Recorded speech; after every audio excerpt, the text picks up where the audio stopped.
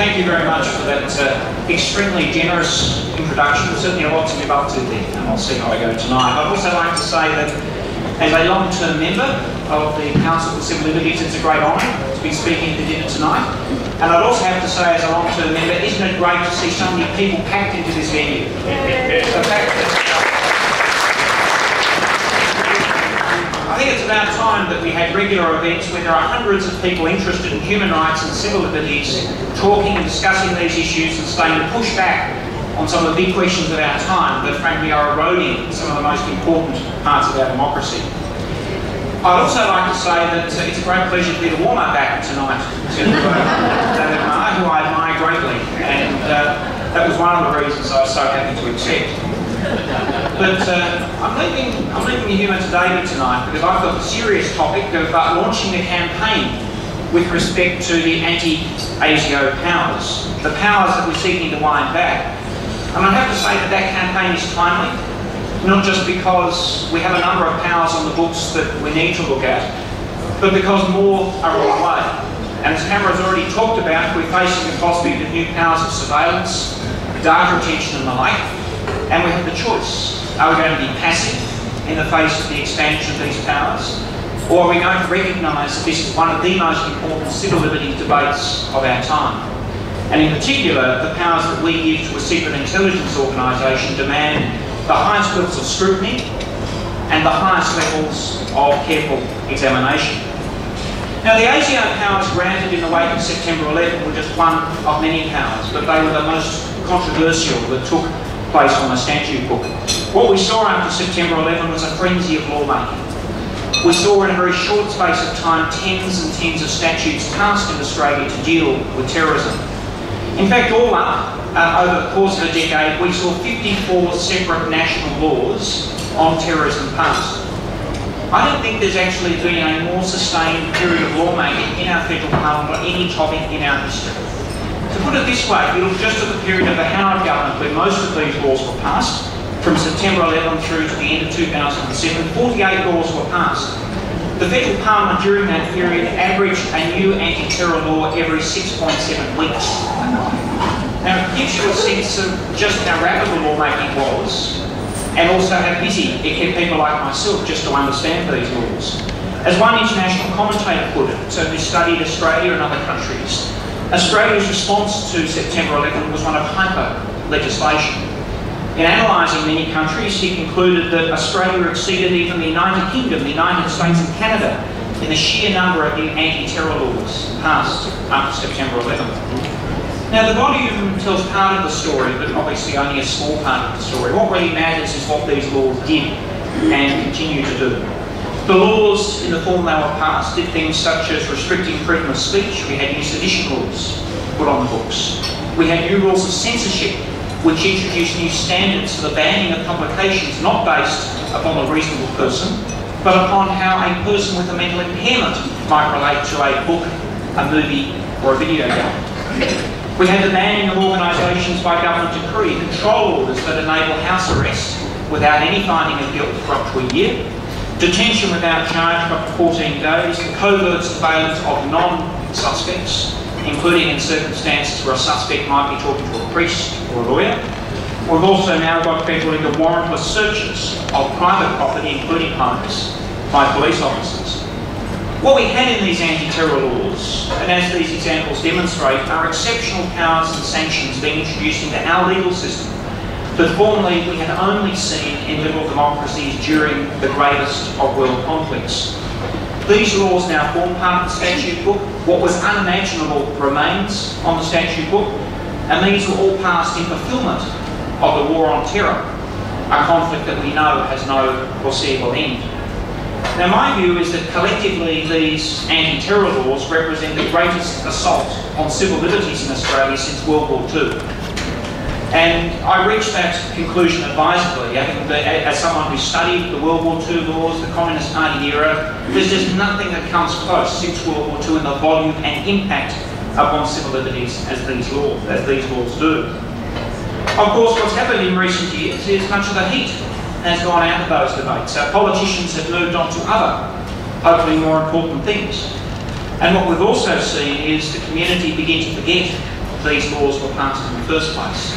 In fact, when I speak to people in the community about these laws, things like ASIO powers, they assume that they're off the books. They actually don't remember or understand that these laws are still there and have not been repealed. Now, this is a problem in Australia, not just because of the laws themselves, but because what's happening over time is these exceptional laws are becoming seen as normal, not exceptional. You can look at the copying of these laws now around the country in the control order context. Well, where did we get the idea for control orders on bikies? Well, the answer is the control order regime that was introduced after the London bombings for terrorists. The link is very clear. In South Australia, Premier Mike Rann, for example, said, and I quote, "We're allowing similar legislation to that applying to terrorists in this state because bikie groups are terrorists within our community." And that's the rationale and justification we're now seeing in a number of areas. The anti-terror laws, unfortunately, these exceptional powers are becoming visible now within the state law and order debate. They're becoming a precedent that is becoming part of the toolbox that state parliamentarians might consider when it comes to showing just how tough they are on crime.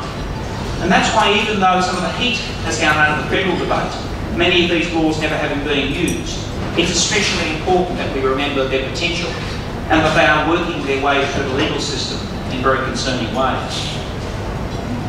When it comes to the ASIO powers themselves, the possibilities there are especially frightening.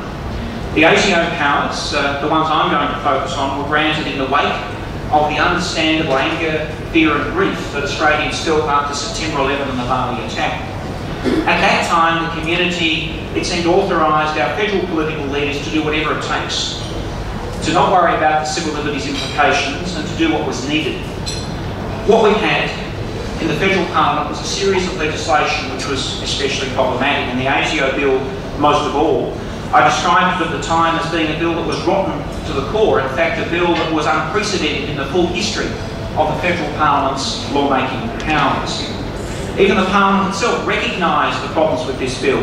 Unanimously, the Parliamentary Joint Committee on ASIO, across party lines, said that the bill would undermine key legal rights and erode the civil liberties that make Australia a leading democracy. Despite this, the bill was passed after a bruising 15-month debate. A debate during which John Howard, for example, said to the opposition that if this bill was not passed, the blood would be on their heads of any future terrorist attack in Australia. Now, it's important as part of this campaign to understand what this law does, the law that's been on the books now for many years. Certainly my experience is you can't run a campaign unless you nail exactly what you're fighting. It's too easy to lose a campaign on a small matter of fact. So I'll run you through what these ASIO powers do and what they still enable today. Firstly, ASIO can seek a questioning warrant against any person that compels the person to appear for questioning by ASIO where there are reasonable grounds to believe that the person will be able to substantially assist with the collection of intelligence that is important in relation to a terrorist offence. So it's a broad-ranging inquiry. You can be compelled to answer questions about any terrorist offence, past, future, and it simply needs to be intelligence that's in some way important or relevant. Now, the people who can be called in to answer questions about this potential intelligence is an open field. It's not limited to suspects. In fact, any person who it might be thought has any information about anything to do with a potential or past terrorism offence could be the subject of one of those warrants. It's not directed at suspects, that's what the police powers are to do with. So, for example, the ASIO powers can be used to compel a 16-year-old to give information about their parents. It can be used to compel a journalist to give up a source. It can be used against an academic to get their information they might have gleaned in trying to understand the causes of terrorism. It can be used against a priest to find out what they've heard in their confession box. Once you've been asked to give this information to ASIO, if you refuse, such as you don't want to incriminate a family member, if you do refuse, you can be jailed for 5 years. There is no right to silence. Your privilege against self-incrimination is removed, and the questioning can carry on for up to 24 hours, as opposed to the normal circumstance where the police might say have 8 hours for a normal offence. In addition, people can be detained for up to a week. They can be detained where ASIO is concerned they might not appear at the time required for the testing, questioning. or they might destroy or damage the information in question. So if a journalist, for example, tried to rip up their notes to protect a source, that journalist can be held for 7 days to answer questions about anything that ASIO thinks relevant to the warrant. And while in detention, the person can be prevented from contacting their friends, family, employer, or medical professionals. There is no other law on the books. There has been no other law on the books in Australia which enables non-suspect Australians who may have information about someone else, they may have come into their possession innocently, to be detained by a secret intelligence organisation for 7 days, where they can't even reveal to other people that they're being detained. They're barred from contacting their lawyer, they can be barred from contacting their lawyer of choice on national security grounds, and even though they may get a lawyer, the questioning can start before their lawyer arrives.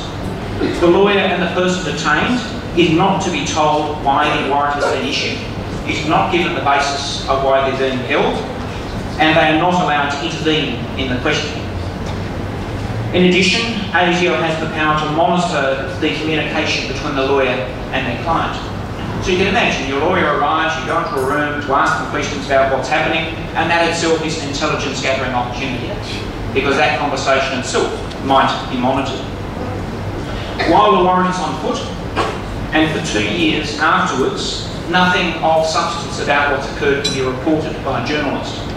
If ASIO misuses this power, that cannot be reported in the press, and if a journalist does so, the journalist can be jailed for 5 years.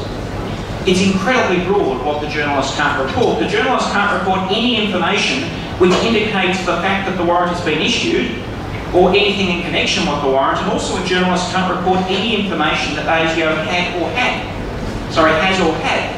So the journalist must make a judgment about what information ASIO had, and if that happens to coincide with what they want to report, well, they can face jail for 5 years. This applies to everyone, and some of the provisions are strict liability, including provisions leading to 5 years imprisonment. It's also an offence to publish the name of an ASIO officer, including in circumstances where that officer again may have in some way breached the law.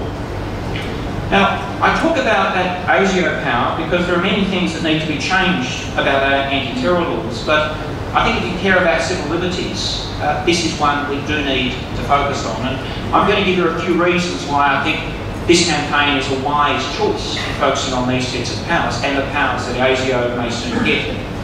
The first reason I think the campaign is well founded on these powers is the law should not permit the detention in secret and coercive questioning on pain of imprisonment of Australian citizens who are not suspected of any crime.